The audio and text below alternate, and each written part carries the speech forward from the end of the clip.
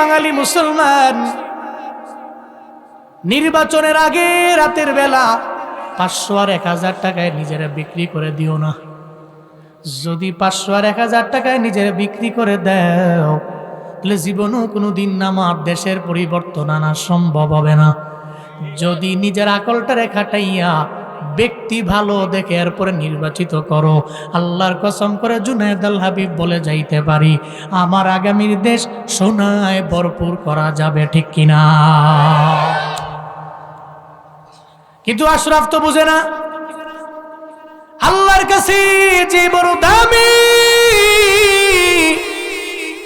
ওই দামি তো বুঝে না, কারণ সে তো আকলটারে মানুষের দরবারে বিক্রি করে দেয়, বিবেকটারেও বিক্রি করে দেয়। এই আকল আর বিবেক তো বিক্রি করা যায় না। আল্লাহর দরবারে আমরা বড় দামি, অন্যান্য কোনো মাখলুকেরা দামি না, আমরা দামি। আবার উম্মতে মুহাম্মদী রবের দরবারে আরো দামি। কয় কেন দামি? কয় 5 কারণে উম্মতে মুহাম্মদী দামি। জুড়ে বলেন কয় কারণে? 5টা কারণে আল্লাহর দরবারে আমরা বড় দামি। এর মাঝে নাম্বার 1, সাইয়্যিদুল আম্বিয়ার কারণে আমরা দামি।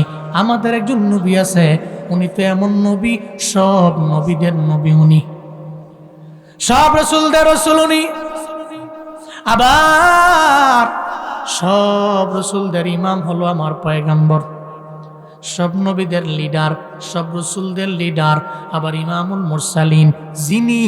যিনি এত দামি আল্লাহর দরবারে, ওনার উম্মতেরাও রবের দরবারে দামি না কম দামি? হ্যাঁ, নবী যদি দামি হয় তো উম্মত তো রবের দরবারে আরো বেশি দামি। সুবহানাল্লাহ জোরে বলবেন না? 1 নম্বরে উম্মতে মুহাম্মদী দামি সাইয়্যিদুল আম্বিয়ার কারণে। নবী সমস্ত নবীদের লিডার, এই কারণে উনি নবীর কারণে উম্মতেরা দামি। তো নবীর জিন্দেগিতে মিথ্যা নাই, ওয়াদা করে খেলাফ নাই, আমানতের খেয়ানত নাই। উম্মতে মুহাম্মদী দামি হয়েছে যেই মুহাম্মদ সাল্লাল্লাহু আলাইহি ওয়াসাল্লামের কারণে। সে উম্মত তো জীবনও কোনোদিন তার আকলকে, তার আমানতকে খেয়ানত করতে পারে না। এই জন্য 12 তারিখের আপনার একটা ভোট, একটা আমানত। আপনি কি আল আমিন নাকি আল খাইন? আপনি কি আমানতদার না খেয়ানতকারী? এটা আপনার ওই টিপ আর টিকসয়ে বলে দিবে। এটা আপনার জন্য জরুরি, এটা আপনার জন্য জরুরি। আপনি মনে করতে পারেন, ওই যে একটা ভিডিও দেখলাম, এর কাছে গেছে এক দলের প্রার্থী, যা বলতেছে ওনাকে নির্বাচিত করেন, উপকার হবে। তো মহিলা বলতেছে যে, তো তোমরা টাকা টোকা দিবা না? আমার ঘরে তো মেম্বার আছে 6 জন, সদস্য 6 জন আছে, 6 জনে 6,000 টাকা দিয়ে যাও। আবার হাইস দিয়েও কইছে। মহিলা কইতেছে, সহজ সরল মহিলা তো মনে করছে আগের জামানা যা ছিল এখন তাই চলতেছে মনে হয়। এখন তো পরিবর্তন হয়েছে, নওজোয়ানদের কারণে পরিবর্তন হয়েছে, ঠিক কিনা বলেন? জেন জি এটাকে পরিবর্তন করেছে। কারণ আপনি একজনকে টাকার বিনিময়ে, এটা অযোগ্য ব্যক্তিকে আপনার লিডার বানালেন, সে যেভাবে বলবে সেভাবেই আপনার 5 বছর চলতে হবে। কিন্তু আপনার আকল দিয়ে খাটিয়ে একজন যোগ্য ব্যক্তিকে চেয়ারে বসিয়েছেন, আপনি আশরাফুল মাখলুকাতের পরিচয় দিয়েছেন, আপনি আমানতদার, এতে কোনো সন্দেহ নাই। নবীর কারণে উম্মতে মুহাম্মদী আল্লাহর দরবারে কি পরিমাণে দামি। অন্যান্য যত নবী জমিনের মধ্যে আসলো, উম্মতেরাও তো জমিনের মধ্যে আসলো। সব উম্মতের জন্য, ইবাদতের জন্য নির্দিষ্ট একটা জায়গার মধ্যে যাওয়া লাগে, কিন্তু আমার নবীর উম্মতের বেলায় সেটা না।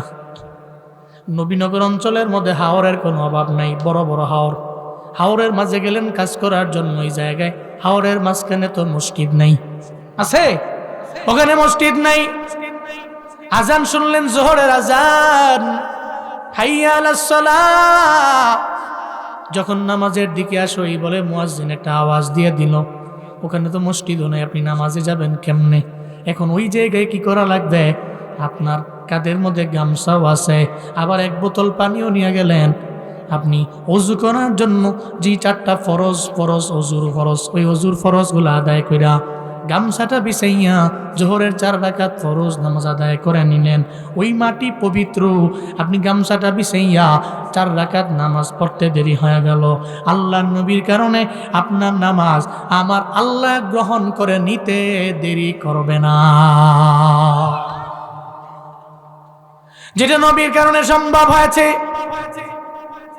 জমিনের যত পয়গম্বর এই জমিনের মধ্যে আসলো, সব নবীদের উম্মতের নির্দিষ্ট জায়গা আছে, আমগো জন্য নাই।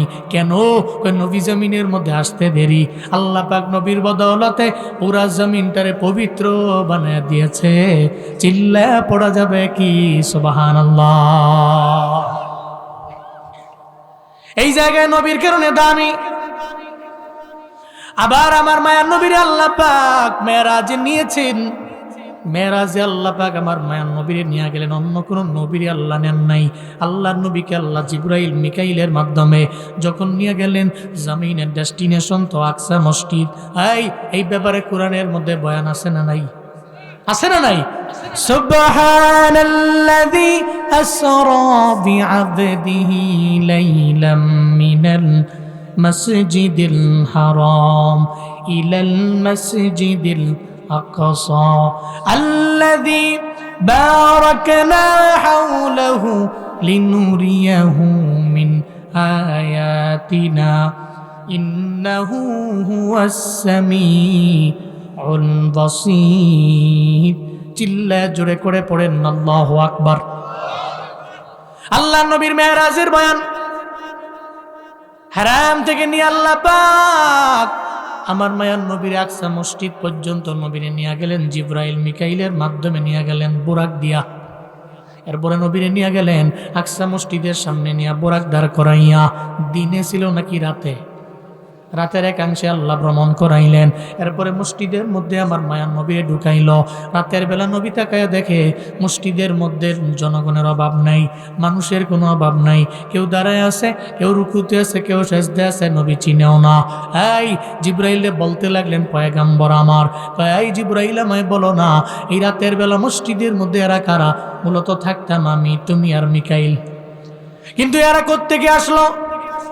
হযরত জিবরাইল কয়, পয়গম্বর আপনি এত দামি, আল্লাহ পাক রব্বুল আলামিন আপনার মেরাজের মধ্যে নিয়ে যাবে, আপনার সম্মান বাড়াইতে যাইয়া, আপনার মর্যাদা বাড়াইতে যাইয়া, আপনার সম্মান বুঝাইতে যাইয়া আপনার আগে জমিনের মধ্যে যত নবী আল্লাহ পাক পাঠাইলেন, ওই সব নবীদের আপনার সম্মান বুঝানোর জন্য মসজিদে আকসার মধ্যে আল্লাহ না হাজির করে দিছে। চিল্লায় আওয়াজ করে পড়া যাবে কি সুবহানাল্লাহ। এবার জিবরাইল কে পয়গম্বর মসজিদের মধ্যে সব নবীরা হাজির। এখানে নামাজ হবে 2 রাকাত। 2 রাকাত নামাজ আপনি পড়বেন সব নবীদের লইয়া। নবীজি দাঁড়ায় গেলেন কাতার করে, নবীরাও দাঁড়ায় গেল। কোন নবী তো সামনে যায় না, আমার মায়ের নবীও সামনে যায় না। হযরত জিবরাইল এসে কয়, পয়গম্বর কোন নবী সামনে যাবে না, বরং 2 রাকাত নামাজের ইমামতি করার জন্য আপনারই যাওয়া লাগবে। আরো জোরে আল্লাহু আকবার। আল্লাহ নবী জানায়া দিলেন, এরে জিবরাইল, হযরত ইব্রাহিম নবী আমার জাতির পিতা, শুধু তাই না, হযরত আদম আমার আদি বাবা। জমিনের মধ্যে আমার আগে এত নবী আইলো, অন্যান্য নবীরা সামনে যাবে রে, আমি কেন নামাজের ইমামতি করার জন্য যাব? জিবরাইল কে, নবী না না, জীবনও কোনোদিন অন্য নবী যাবে না, কারণ অন্য নবীকে আল্লাহ পাক ইমামুল মুরসালিন বানান নাই, আপনাকে আল্লাহ রসুলদের নেতা বানাইছেন, রসুলদের ইমাম আল্লাহ আপনারে বানাইছেন। আপনি সাইয়্যিদুল আম্বিয়া, আপনি সাইয়্যিদুর রাসূল। আজকে ইব্রাহিম নবীর সামনে যাবে না, আদম নবীর সামনে যাবে না, নূহ নবীর সামনে যাবে না, দাউদ নবীর সামনে যাবে না, সুলাইমান নবীর সামনে যাবে না, বরং 2 রাকাত নামাজের ইমামতি আপনি করবেন। আপনি হয়ে যাবেন ইমাম, সব নবীরা হবে মুক্তাদি। চিল্লায় আওয়াজ করে আল্লাহু আকবার। আপনি ইমাম হয়ে যাবেন আর সব মুক্তাদি হয়ে যাবে, কারণ আপনি ইমামুল মুরসালিন। আল্লাহ পাক আমার মায়ার নবীর দাম এত পরিমাণে বাড়াইলেন, তো যিনি ইমামুল মুরসালিন ওনার উম্মতেরাও রবের দরবারে দামি না কম দামি? এত পরিমাণে দামি। শুধু তাই না রে বাবা, আল্লাহ নবী কি পরিমাণে দামি। হাসরের ময়দানে আমার মায়ার নবী উম্মতদের নিয়ে নিয়ে বাইসা বাইসা জান্নাতের মধ্যে যাবে, সুপারিশ করতে পারবে আমার পয়গম্বর। ওই উম্মতদের দইরা দইরা জান্নাত পর্যন্ত নিয়ে যাবে আমার পয়গম্বর। শুধু তাই না, আমার পয়গম্বরের পুরা দেহ মুবারকের মধ্যে বরকত আছে না নাই? আমার পয়গম্বরের শুধু দেহ মুবারকে বরকত না, লালা মুবারকে বরকত আছে না নাই? ঘাম মুবারকের মধ্যে বরকত আছে না নাই? ওনার পুরা দেহ মুবারকের মধ্যে আল্লাহ পাক বরকত বাড়ায়া দিল, বরকত বাড়ায়া দিল। আমার মায়ার নবীর মুজিজারও তো কোনো অভাব। অন্যান্য নবীর মুজিজা আছে, তবে তাইন নির্দিষ্ট। আল্লাহ নবীর তো মুজিজা আছে নির্দিষ্ট না। আমার মায়ার নবীর একটা না, দুইটা না, তিনটা না, আমার মায়ার নবীর মুজিজা ছিল 24,000। চিল্লা পড়া যাবে কি মারহাবা। আমার নবীর মুজিজা, আল্লাহ নবী এই কারণে দামি, উম্মতেরও দামি। ওনার লালা মোবারক কি পরিমাণে দামি। একটা ঘটনা শুনাইলে আপনারা বুঝতে পারবেন। খন্দকের যুদ্ধ হয়েছিল, ব্যাটেল অফ কনফিডেন্স ইতিহাসে বলা হয়। সম্মিলিত বাহিনীর যুদ্ধ। ওই জায়গার মধ্যে যুদ্ধ করার জন্য মক্কা থেকে কাফের বেদিনেরা এরা এক হয়ে গেছে। মুসলমানদের দল হলো একটা, আবার সংখ্যাও কম আছে। কিন্তু বেদিনেরা 3টা দল, এবং দলের মধ্যে সংখ্যারও কোনো অভাব নেই। বর্তমানেও তো এমন আছে রে, মুসলমানরা মুসলমানরে পিটায়, কাফেররা বন্ধু হয়ে গেছে। কথা বলেন ঠিক কিনা? কিন্তু আমগো তো সংখ্যা আছে। ওই সময় নবীর যুগে সংখ্যা ছিল না। মক্কা থেকে হিজরত করে নবী মদিনায় গিয়েছেন, ওখানে তো অনেক বেশি সংখ্যা আছে, এমন না। আর নবী তো কেউ মাইরা ওনার ধর্মে আনেন নাই, আদর্শ দিয়ে উনি ধর্মে কনভার্ট করে যাচ্ছেন। সুবহানাল্লাহ জোরে বলবেন না? সে আসছে, আদর্শ দেখছে, চেহারা মোবারক দেখছে, কি কথা নুরানি, এই বরকতপূর্ণ এই কথা মালা শুনে কালিমা পড়ে মুসলমান হয়ে গেছে। তো ব্যাটেল অফ কনফিডেন্স এটাকে ইতিহাসে লেখা হয়, সম্মিলিত বাহিনীর যুদ্ধ, খন্দক। এই কারণে নবীজি প্ল্যান করলেন তাদের সাথে যুদ্ধ করা আমাদের দ্বারা পসিবল না, সম্ভবপর হবে না। এরা দল 3টা, সংখ্যাও বেশি, যুদ্ধ করবো কেমনি? আমার মায়ার নবী প্ল্যান করলেন খন্দকের প্রান্তরে আমরা যুদ্ধের ময়দানে সরাসরি ঝাঁপিয়ে পড়ব না। আল্লাহ নবী পরিকল্পনা করলেন খন্দকের ময়দানে আমরা সব সাহাবায়ে কেরাম লইয়া এই জায়গায় খাল খনন করব, পরীক্ষা খনন করব। এই জন্য খন্দকের যুদ্ধে যুদ্ধ করা লাগে নাই, বিনা যুদ্ধে ওই জায়গায় মুসলমানদের জয়ী বানিয়ে দিয়েছেন কে?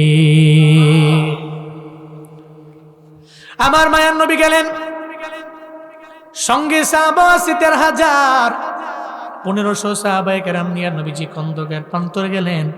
ওই জায়গায় নবীজি খাল খনন করতে লাগলেন।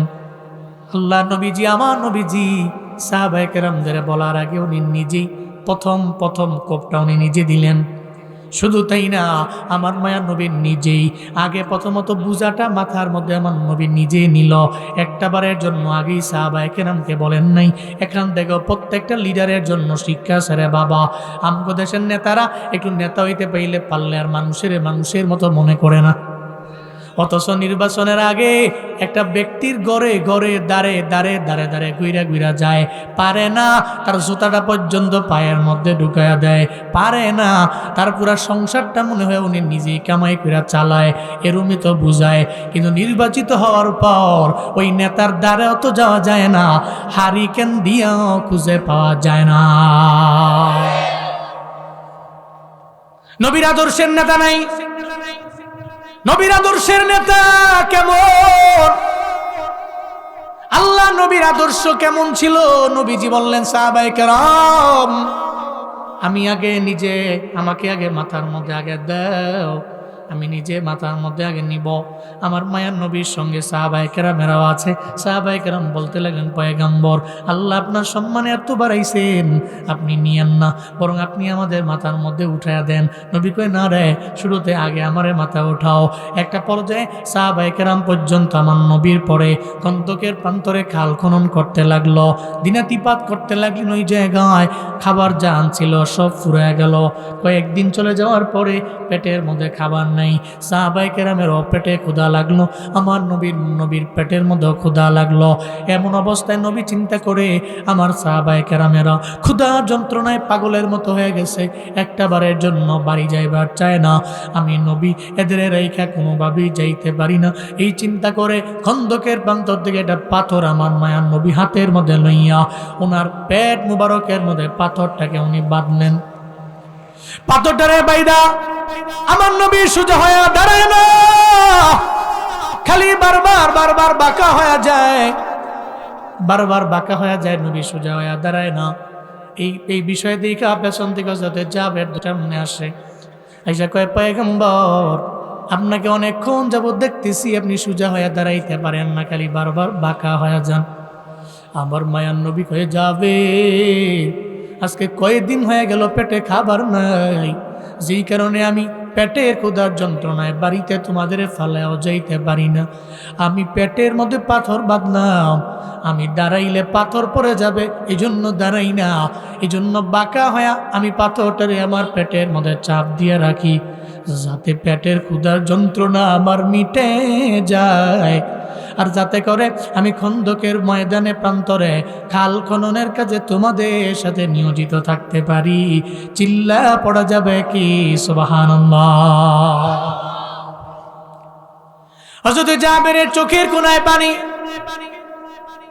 হযরত জাবের একটা দৌড় দিয়া বাড়িতে গিয়ে হাজির হয়ে গেছে। বাড়িতে যায় দরওয়াজার সামনে গিয়া দাঁড়ায় গেছে। বিবি রে, ঘরের মধ্যে কোনো খানা আসেনি, তুমি আমায় বলো না। ঘরের মধ্যে খাবার আছে, রুটি আছে, গোশত আছে। কয়জনের হবে? 3 জনের। জোরে বলেন, কয়জনের? 3 জনের হবে। 3 জনের হইলেই তো হবে। আল্লাহ নবীকে দাওয়াত দিব, আমার বাড়ির মধ্যে আসবে। এটাই তো আমার জীবনের সবচেয়ে বড় অর্জন, এটাই তো সফলতা। নবীনগরের মানুষেরা হুজুর প্রেমী, আলেম প্রেমী, একটা হুজুর পাইলে বাড়িতে নিয়ে দাওয়াত দেয়।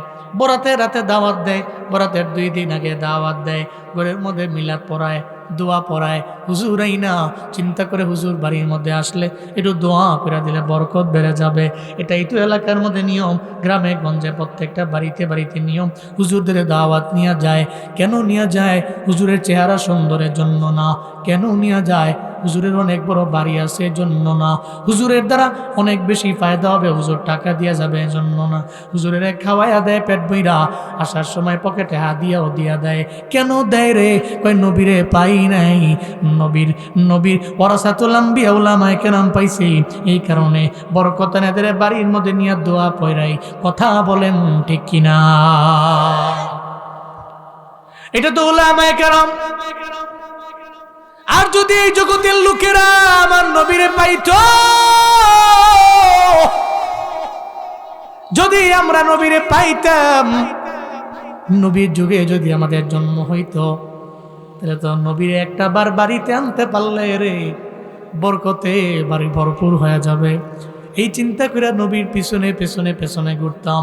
হযরত জাবের বিবিরে কয়, বিবিরে একটা বারের জন্য যদি নবীরে আনা যায়, তাহলে তো বরকত আল্লাহ পাক বাড়ায় দিবে আমার ঘরের মধ্যে। বিবিও কয়, চিন্তা নাই, ঘরের মধ্যে খানাও তো 3 জনের আছে, যান নবীরে গিয়ে একটু দাওয়াত দিয়ে দেন। হযরতে জাবের খুশি হয়ে গেলেন, দৌড়ে চলে গেলেন নবীর দরবারে।